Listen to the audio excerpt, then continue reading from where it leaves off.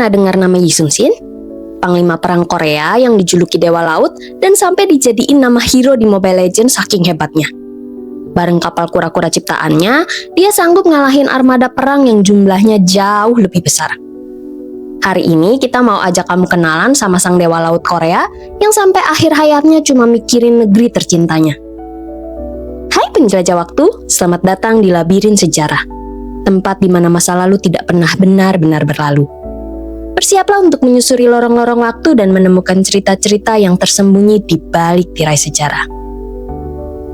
Tahun 1545, Korea lagi kacau balau.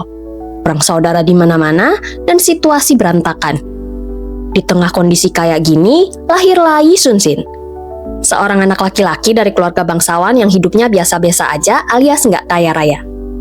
Masa kecilnya jauh dari kata bahagia. Bukan main di lapangan atau kejar-kejaran sama teman, dia lebih sering sembunyi atau lihat pemandangan horor gara-gara perang. Bisa dibilang hidupnya udah keras dari kecil. Yi kecil tumbuh jadi remaja yang nekat dan punya ambisi gede. Pernah suatu kali dia jatuh dari pohon sampai kakinya patah. Sakitnya luar biasa, tapi dia tahan-tahan karena sebentar lagi ada ujian masuk militer dan dia nggak mau kelewatan. Jadi meskipun jalannya pincang dan kakinya masih sakit, dia tetap maksa buat ikut ujian. Nyeseknya udah nahan sakit kayak gitu, tapi dia tetap nggak lulus. Tapi nggak pernah nyerah dan terus berusaha, sampai akhirnya bertahun-tahun kemudian, tepat di usia 32 tahun, yang sebenarnya tergolong telat buat memulai karir militer di waktu itu, dia berhasil lulus. Tapi meski udah masuk militer, hidupnya nggak jadi gampang. Sifatnya yang super jujur bikin karir dia susah naik. Pas lihat ada atasan atau kolega yang korupsi atau main belakang, dia nggak segan-segan buat langsung negor mereka. Dan tentu aja ini bikin dia dibenci dan dimusuhin. Dia bahkan pernah dipecat 2 kali loh karena itu. Terus parahnya lagi, dia pernah difitnah ikut pengkhianatan sampai karirnya jatuh bebas. Dari yang tadinya perwira, langsung diturunin jadi prajurit rendahan. Tapi Yi nggak nyerah, dan justru pas di titik terendah itu roda nasib mulai berputar. Tahun 1591 dia dapat tugas penting buat mimpin angkatan laut di provinsi Jeolla di daerah pesisir. Begitu sampai, dia langsung ngerasa ada yang nggak beres. Nalurinya bilang kalau Jepang bakal nyerang nggak lama lagi. Tapi anehnya banyak atasannya malah cuek dan nggak percaya kalau bakal ada perang besar. Tapi karena yakin banget sama firasatnya, Yi Sun-shin langsung tancap gas. Kapal-kapal rusak diperbaiki, pertahanan pantai diperkuat, dan dia bikin inovasi gila, yaitu Gobukson, alias kapal kura-kura. Kapal ini atapnya ditutup kayu tebal kayak tempurung kura-kura, yang dilapisi besi biar nggak kebakar atau tembus peluru, terus ada duri-duri besar biar musuh nggak bisa naik, dan dipasang meriam yang bisa nembak ke segala arah. Ibaratnya ini kayak tank tempur di atas laut yang canggih banget untuk zamannya. Semua itu dia kerjain sambil ngelatih anak buahnya biar siap tempur kapan aja. Dan ternyata semua persiapan itu nggak sia-sia. Tahun 1592, firasat Yi Sun-shin terbukti benar. Jepang datang dengan kekuatan penuh, sekitar 140.000 pasukan nyerbu Korea lewat darat dan laut. Daratan jatuh ke tangan Jepang dalam hitungan minggu. Dan satu-satunya harapan tersisa adalah armada laut. Ini jadi momen di mana Laksamana Yi Sun-shin mulai unjuk gigi dan ngebuktiin kejeniusan taktiknya yang bakal ngubah nasib Korea di perang ini. Bulan Mei 1592, ketika invasi Jepang ke Korea lewat perang Injin lagi panas-panasnya dan pasukan darat Korea terdesak, Yi Sun-shin mimpin armada barunya yang masih muda dalam pertempuran laut pertamanya di Teluk Okpo. Situasinya waktu itu genting banget. Jepang mendominasi daratan dan moral Korea lagi hancur lebur. Armada Yi Sun-shin yang baru dibentuk dengan susah payah harus ngehadapin ujian nyata pertama mereka. Dengan cuman bermodalkan 13 kapal perang yang kebanyakan Panokson, Yi ngehadapin armada Jepang yang lebih besar dan lebih berpengalaman. Oh iya, Panokson ini kapal perang Korea yang stabil banget dan gak mudah kebalik, terus bisa nyusup ke perairan dangkal, jadi cocok banget sama perairan Korea. Dan bisa dibilang Panokson ini jadi prototipe awal dari kapal kura-kura atau Gobukson yang legendaris itu. Nah, yang terjadi selanjutnya jauh melampaui ekspektasi siapapun. Yi Sun-shin gak mau ngikutin maunya Jepang buat perang jarak dekat karena dia tahu kalau para samurai Jepang kuat banget. Jadi kapal-kapal Yi ngejaga jarak dan ngehujanin kapal-kapal musuh pakai tembakan meriam yang akurat dan mematikan. Hasilnya, sebuah kemenangan telak yang mengguncang pasukan Jepang. Armada Yi Sun Sin berhasil ngehancurin total 26 kapal Jepang, termasuk kapal perang dan kapal angkut pasukan dalam pertempuran ini. Dan yang paling menakjubkan, gak ada korban dari pihak Korea, baik kapal maupun pasukan. Selanjutnya bulan Juli 1592 giliran pertempuran Sachon. Di sini untuk pertama kalinya kapal kura-kura ikut bertempur. Yi Sun Sin bikin taktik luar biasa yang bikin nama dia naik di pertempuran ini. Dia ngirim beberapa kapal kecil buat mancing Jepang keluar dari teluk sempit ke laut lepas, tempat armada besarnya bisa bergerak bebas. Begitu musuh ngumpul, Gobukson alias kapal kura-kura legendaris langsung meluncur. Kapal ini atapnya dilapisi besi berduri biar nggak bisa dinaikin, terus meriamnya bisa nembak ke semua arah, dan badannya kuat banget buat nerobos formasi musuh. Yi sendiri berdiri di kapal itu, mimpin langsung dari garis depan. Meskipun kena panah di bahu, dia nggak mundur dan nggak mau diobatin sebelum perang kelar. Terus Gobukson langsung nyerbu ke kapal komando Jepang dan ngehantam kapal Jepang pakai meriam jarak dekat sampai hancur berkeping-keping. Hasilnya, puluhan kapal Jepang tenggelam, moral mereka rontok total dan sekali lagi armada Korea nyaris nggak kehilangan apa-apa. Gobukson resmi jadi mimpi buruk Jepang di laut. Lalu datanglah Agustus 1592, momen yang dianggap banyak orang sebagai puncak kejeniusan Yi Sun Sin. Pertempuran Hansando. Setelah kekalahan memalukan di Okpo dan Sachon, serta tercekiknya jalur logistik akibat blokade laut Yi Sun Sin, Jepang ngerahin seluruh kebencian dan sumber dayanya buat ngehabisin Laksamana Yi dan armadanya sekali untuk selamanya. Waktu itu Jepang bawa 70 kapal perang plus ratusan kapal pendukung dan dipimpin sama komandan top yaitu Wakizaka Yasuharu.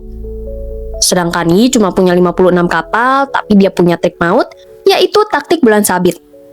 Dia pura-pura mundur buat mancing kapal terbaik Jepang keluar dari teluk, terus begitu mereka jauh dari perlindungan, armada Korea berubah formasi jadi setengah lingkaran yang ngepung dari 3 arah. Kapal Jepang yang biasa bertarung jarak dekat nggak bisa ngapa-ngapain dan cuma jadi sasaran empuk meriam Panokson dan Gobukson yang nembak tanpa henti. Alhasil 47 kapal Jepang hancur, ribuan tentaranya tewas, sementara Yi seperti pertempuran sebelumnya nggak kehilangan satupun kapal. Kemenangan ini bikin Jepang kehilangan kendali laut, logistik mereka lumpuh dan nama Yi Sun Sin resmi diukir jadi salah satu jenius taktik militer terbesar sepanjang sejarah, setara Hannibal di darat, tapi ini versi lautnya. Dalam waktu kurang dari setahun, Yi Sun Sin berhasil mengubah situasi.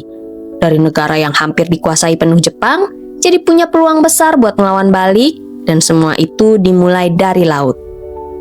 Tapi setelah berhasil menang di pertempuran epik Hansando dari Jepang, Yi justru malah dapat musuh dari dalam negerinya sendiri.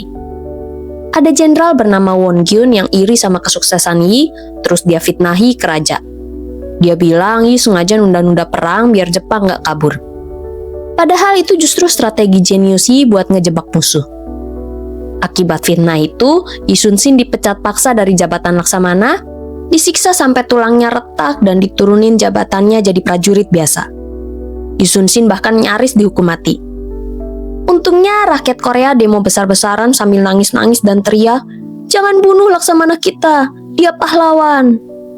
Akhirnya raja batal ngeeksekusi, tapi Yi tetap diusir dari angkatan laut. Nah, gara-gara Yi Sun Sin dipecat, bencana pun datang. Won Gyun si tukang fitnah malah dipromosiin jadi Laksamana baru. Dia pegang 150 lebih kapal perang warisan Yi Sun Sin. Tapi Won Gyun gak pinter perang. Tanpa strategi, dia asal nyerbu Jepang kayak orang mabok. Alhasil, cuma dalam 2 hari armada Korea hancur lebur. Lebih dari 150 kapal tenggelam dan nyisai 13 kapal doang yang selamat, itu pun rusak berat. Dan kayak karma, Won Gyun sendiri juga tewas di laut. Jepang yang lihat situasi ini langsung girang bukan main. Mereka ngirim 330 kapal perang buat ngehabisin sisa 13 kapal Korea. Bayangin aja, 13 kapal versus 330 kapal. Ini sih bisa dibilang udah kayak anak SD lawan tentara bayaran. Negeri Korea pun gempar. Laut yang dulu dijaga Yi Sun Sin, sekarang tinggal puing-puing dan nyaris tanpa pelindung. Tapi jangan salah, justru di titik terendah inilah kebangkitan terbesar Yi Sun Sin dimulai. Dia yang tadinya udah diturunin jadi prajurit biasa, panggil balik lagi buat nyelamatin Korea dari kiamat cuma pakai 13 kapal. Baru 2 hari Sun Sin balik jadi panglima, situasi udah gila-gilaan. Dia cuma punya 13 kapal tua bekas rombakan, sementara Jepang ngirim 330 kapal perang buat ngehabisin Korea. Semua orang panik, tapi Yi malah tersenyum. Dia punya rencana gila buat bertahan di Selat Myeongnyang, jalur sempit dengan lebar 300 meter dan arus ganas yang berbalik tiap 3 jam dan pusaran air yang mematikan. Di situ dia pasang rantai raksasa di dasar laut buat bikin kapal Jepang nyangkut dan berdesakan. Yi sengaja ngebiarin kapal Jepang masuk ke selat pada saat arus air mengalir ke arah mereka, yang artinya arus mendorong mereka maju, jadi perjalanan terasa lancar. Tapi tahu kalau 3 jam kemudian arus bakal berbalik arah dan jadi lawan mereka. Begitu arus berbalik, kapal Jepang yang tadinya melaju mulus jadi susah gerak, terus kedorong mundur, kapal jadi saling nabrak, dayung patah dan gak bisa ngatur posisi. Dari ujung selat, 13 kapal Korea nembakin mereka tanpa henti, sementara kapal Jepang oleng dan gak berdaya. Waktu pasukannya takut ngelihat jumlah musuh, Yi teriak, "Jangan hitung musuh, tapi lihat ombak dan angin. Alam berpihak pada kita." Hasilnya, 31 kapal besar Jepang tenggelam, sedangkan Korea cuma kehilangan 10 prajurit dan semua kapalnya selamat. Kemenangan mustahil ini bikin Jepang ketakutan dan melarikan diri, sampai mereka sendiri bilang kalau Yi Sun Sin bisa ngendalin ombak. Pertempuran Myeongnyang jadi legenda lewat seorang Yi Sun Sin yang baru balik jadi panglima selama 2 hari, tapi bisa menang dengan 13 kapal lawan 330 kapal Jepang dengan strategi luar biasa. Setelah kalah memalukan di Myeongnyang, Jepang akhirnya mundur karena pemimpin perang mereka yaitu Toyotomi Hideyoshi meninggal dunia. Tapi Jepang nggak mau nyerah gitu aja. Sekitar 500 kapal mereka berkumpul di Selat Noryang, bersiap kabur sambil ngebawa harta rampasan dan tawanan Korea. Dan Yi Sun Sin tahu kalau ini kesempatan terakhir buat ngusir penjajah. Jadi dia gabung armadanya sama kapal Cina yang waktu itu sekutu Korea, terus ngepung Selat Noryang sampai musuh nggak punya celah buat kabur. Dan akhirnya pertempuran pecah tengah malam. Gelap gulita, cuma cahaya meriam dan teriakan prajurit yang memecah keheningan. Yi Sun Sin, si dewa laut, mimpin dari garda depan. Kapalnya nerjang formasi Jepang dan bikin pasukan Jepang jadi panik. Puluhan kapal mereka tenggelam dibombardir meriam Korea Cina, dan kemenangan udah di depan mata. Tapi waktu Yi berdiri di geladak kapal buat mantau kemenangan pasukannya, tiba-tiba sebuah peluru nyasar dari kapal Jepang yang gelap menembus dada Yi. Darah mengucur deras dan anak buahnya kocar-kacir buat bantu sang laksamana. Dengan nafas tersengal, Yi berbisik keponakannya Yiwan. "Jangan beritahu siapapun kalau aku sudah mati. Perang masih berkecamuk. Terus kibarkan panjiku supaya pasukan tetap semangat." Kata-kata terakhirnya itu jadi bukti kalau sampai mati pun dia tetap mikirin negaranya. Yi Sun Sin menutup hidupnya di puncak kemenangan. Di pertempuran terakhir di Noryang, dia gugur waktu lagi mimpin armadanya ngehancurin sisa-sisa kekuatan Jepang. Dan meskipun Yi Sun Sin gugur sebelum pertempuran berakhir, hasilnya tetap luar biasa. Lebih dari 200 kapal musuh tenggelam, sisanya kabur dan invasi Jepang resmi gagal total. Setelah 6 tahun perang, Korea akhirnya bebas dan semua orang tahu kalau itu berkat sang dewa laut yang gak pernah sekalipun kalah. 23 pertempuran, 23 kali juga dia ngeraih kemenangan. Rakyat ngejadiin Yi Sun Sin sebagai simbol keberanian dan pengorbanan. Bahkan patungnya di Seoul berdiri megah lebih tinggi dari patung Lincoln di Amerika. Ironisnya, dia nggak sempat ngerayain kemenangan bangsanya dari penjajah. Tapi justru disitulah terlihat cintanya pada tanah air. Baginya, hidup dan mati cuma untuk negerinya. Dari panglima yang sempat dipecat dan disiksa, sampai naklukin 330 kapal cuma dengan 13 kapal tuanya, Yi Sun Sin ngebuktiin kalau kecerdasan, keberanian, dan hati yang tulus bisa mengubah sejarah. Dan sampai sekarang, setiap kapal perang Korea tetap bawa nama dan semangatnya, seolah-olah Yi Sun Sin masih berlayar di laut menjaga negeri yang dia cintai selamanya. Pahlawan sejati emang gak pernah mati, mereka akan terus hidup di hati orang yang mereka perjuangkan. Kalau menurut kamu gimana? Kalau Lee Sun Sin masih ada sekarang, kira-kira apakah dia juga punya strategi jitu buat menghadapin penjajahan modern kayak kemiskinan, kebodohan, dan adu domba? Tulis pendapatmu di kolom komentar ya. Kalau kamu suka bahasan seru kayak gini, jangan lupa like, subscribe, dan nyalain loncengnya biar nggak ketinggalan episode-episode menarik dari Labirin Sejarah. Sampai di ujung labirin kali ini. Tapi jangan khawatir, masih banyak lorong waktu yang menunggu untuk kita jelajahi bersama.